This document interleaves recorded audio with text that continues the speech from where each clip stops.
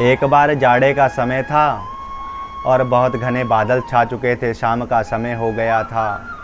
एक आम के पेड़ पर बहुत सारे कौवे काएं काएं कर रहे थे। अचानक एक मैना आकर उस डाल पर बैठी और कौवे ने पूछा, मैना तू हमारी डाल पर क्यों आई हो? तो मैना ने कहा, भैया मैं तुम्हारी छोटी बहन हूँ, मैं मार्ग भटक गई हूँ, अपना घोंसला भूल गई हूँ और बारिश का समय भी है और मैं कहाँ जाऊँगी, मैं बहुत परेशान हूँ। आज की रात मुझे इसी डाल पर गुजारने दो, सवेरा होते ही मैं चली जाऊँगी।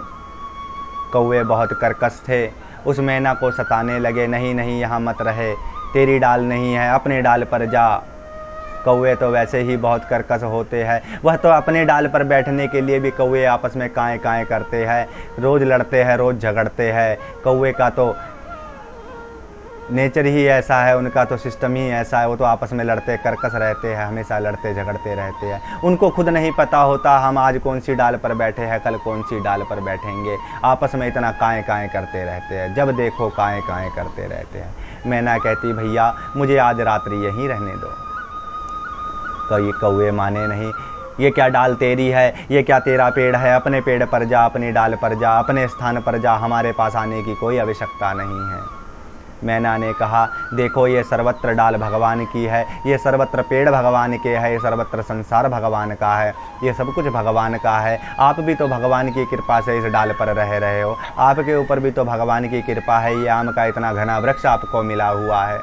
मैना का ऐसा उपदेश सुनकर कौवे और कर्कश हो गए। बड़ा भगवान भगवान करती है, चल भाग जा यहाँ से, उठ यहाँ से, उठ जा। एकदम मैना की तरफ सारे झपटे और मैना वहाँ से भागी। बारिश होने लगी थी। मैना उड़ती उड़ती एक नीम के पेड़ पर जा बैठी। एकदम मोटे मोटे आलू के बराबर के ओले पड़ने लगे, भयंकर ओले पड़ने लगे, बरसात होने लगी। एक डाल टूटी जिस पे मैना बैठी हुई थी।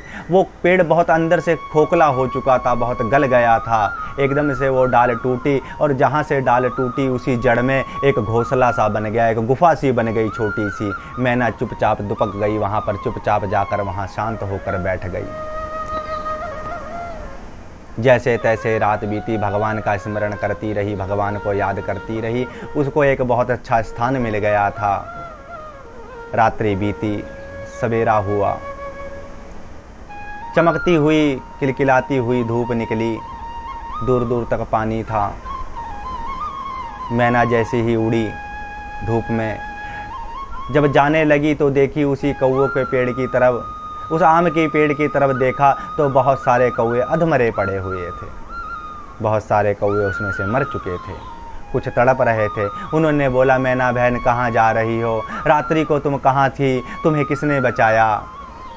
उस मैना ने कहा, तुमने तो मुझे निकाल दिया था, मैं तो भगवान के आश्रय बैठी थी, उस परमपिता परमात्मा के आश्रय बैठी थी, एक नीम के पेड़ पर जा बैठी। अपना सारा वृत्तांत बताया कि जो भगवान के आश्रय होता है, जो भगवान के सहारे होता है, भगवान उसका हर विपत्ति में उसका साथ देते हैं, हर मुसीबत में उसका साथ देते हैं, हर समय उसका साथ देते हैं। जिसको भगवान पर भरोसा होता है उसको भगवान पर भी भरोसा होता है। जो भगवान पर भरोसा करता है उस पर भगवान भी भरोसा करते हैं। जो भगवान के आश्रय रहता है भगवान उसे देखते हैं। जो भगवान को नहीं मानता वह कष्ट पाता है, दुख पाता है। तुम लोग कर्कश हो, तुम लोग ऐसे हो, इसलिए तुम कष्ट भोग रहे हो। भैयाओ, अगर मेरी बात मानो तो उस भगवान के आश्रय हो जाओ, हर एक का साथ दो, हर दिन दुखिए की मदद करो, किसी को सताओ मत, किसी को दुखी मत करो। जो तुम्हारे पास प्राप्त है सिर्फ वही पर्याप्त है, उसमें से जो बल पड़े अपना सहयोग जरूर करना। मेरे भैयाओं, मुझसे मेरी इतनी ही विनती है तुमसे, बस उस भगवान के आश्रय हो जाओ। राधे श्याम, जय सीताराम।